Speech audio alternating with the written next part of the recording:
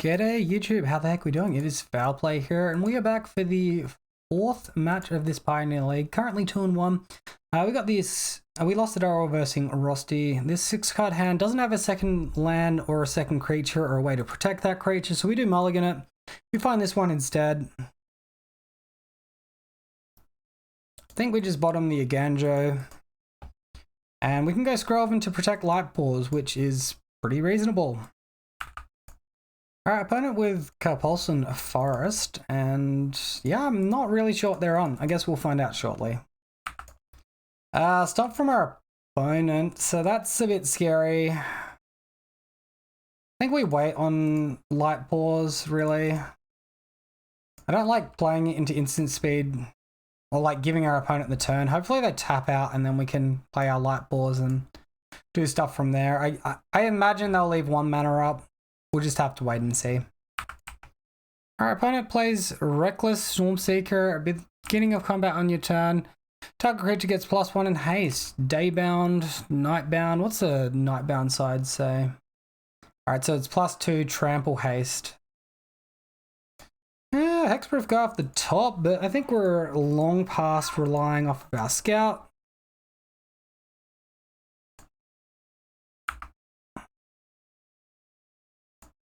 I think Audacity here is fine because it forces the card draw.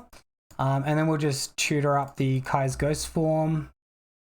So our opponent can remove it, it will come back. We'll get a card draw in between, so that's probably best. This is possibly weak into 2 removal spells, but we'll make our opponent have it. Our opponent plays this one. Miglor's Maze Crusher enters the battlefield with 5 oil counters on it. Remove an oil counter, it gains vigilance. It gets haste just from the Stormseeker. Alright, so opponent attacking in for a bunch. No blocks from us. We'll take a bunch of damage. Only green mana up, so it looks like our opponent is out of removal spells. We find Sentinel's Eyes as well. That's a pretty good find, so let's get lifelink off the All That Glitters, and then we can get an Ethereal Armor, and then that should be game.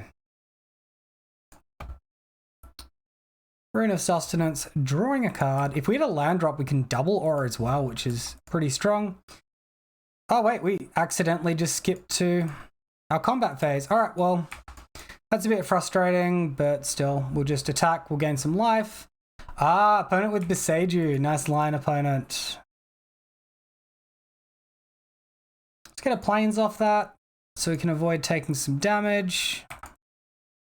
It's really frustrating. Magic Online things, right? Opponent probably threatening a bit of damage next turn. This can get Vigilance. As long as we stop this from flipping, they can't give trample as far as I'm concerned. So like +1, currently 2, 3, 4, 5, 6. I mean, there's no world where we don't play a creature out.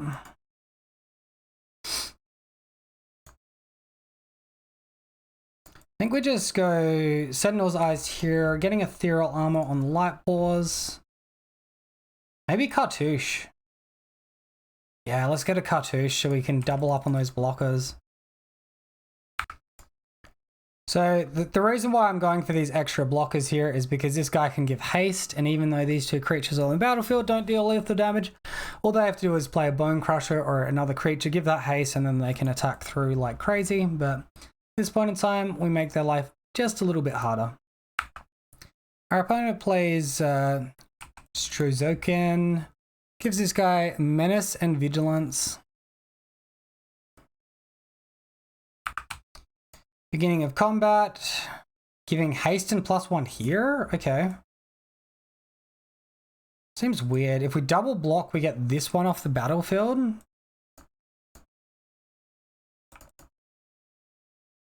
I don't think we're dead to Lightning Bolt, but maybe like double shock. So if we block here... Shock. Maybe they have the 3 mana one, Lightning Strike. We should play around Lightning Strike. Let's go like this. I think we just still kill next turn. Alright, opponent plays Heart's Desire. Getting that warrior token. Passing to us. All right, well, this like screams that our opponent has potentially got some sort of interaction here. Exile, exile, done.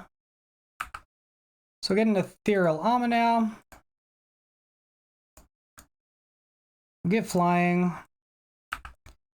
Hammerhand, trigger on their fatty.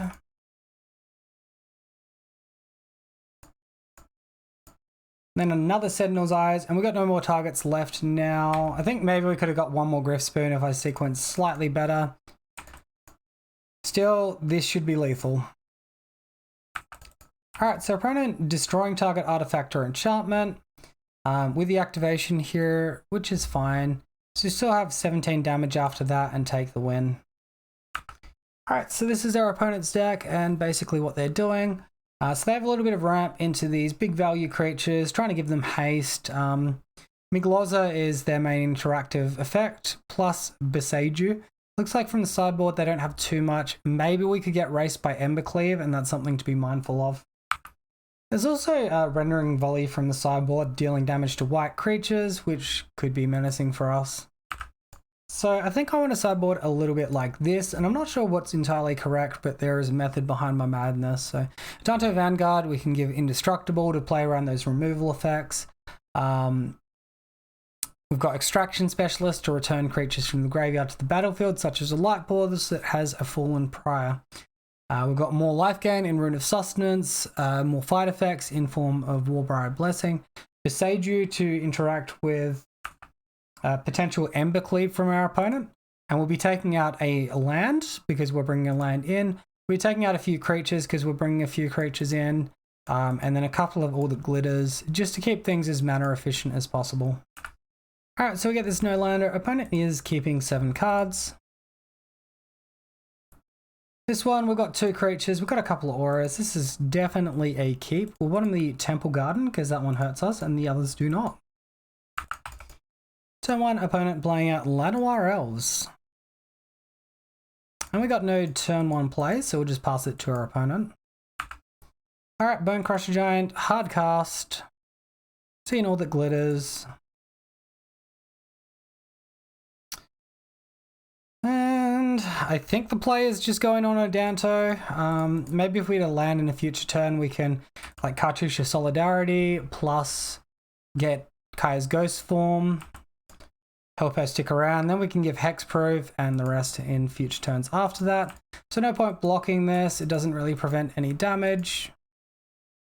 Our opponent with Isika's Chariot enters the battlefield, create 2 cat creature tokens. When it attacks, create a token copy of target token you control. Alright, well that could get out of hand pretty quickly.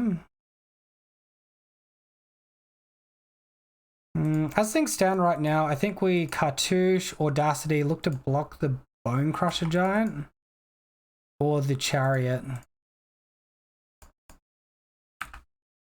And just no attacks just yet. We're not in a position to do so. Opponent shocking in Stomping Ground here, activating Mutavault. 3 mana available still.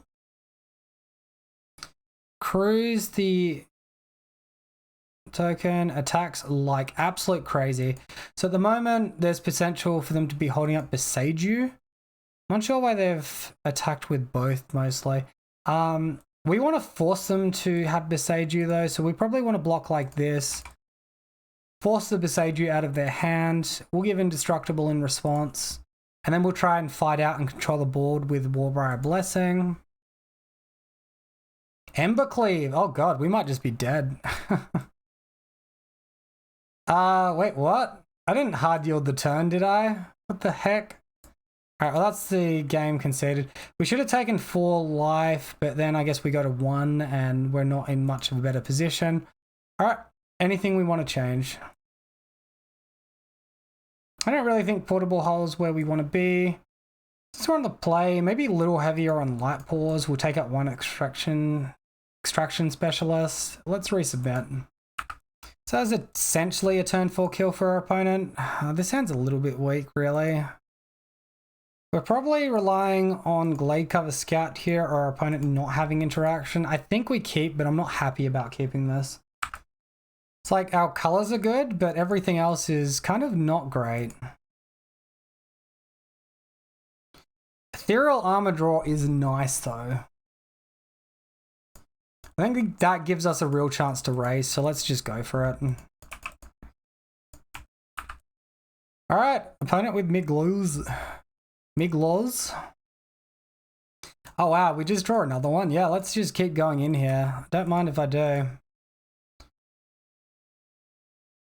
It is 3 mana to remove an artifact or an enchantment, and in the meantime, we're putting our opponent all the way down to 5.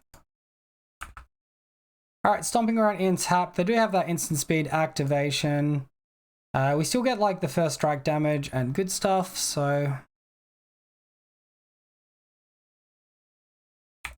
let's go ahead and attack with both, see what our opponent does.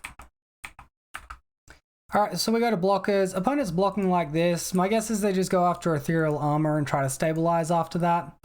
So tap, tap, tap, destroying the Ethereal Armor. We still have first strike, trampling 2 damage. Pretty good tempo there. Now we can play out... No, we can't. It's still in damage phase. Alright, now we can go to our second main. Play out our Light Pause. Temple Garden tapped. Passing the turn. Alright, and with that our opponent concedes. I guess I had trouble after we stunted their mana as well. Dealing with our creature by putting up power and toughness. We had 2 sources of trample as well. So even if they had Beside You plus a creature, Light Pause gets in on the other side. And 1 card in hand, which as it turns out is an aura.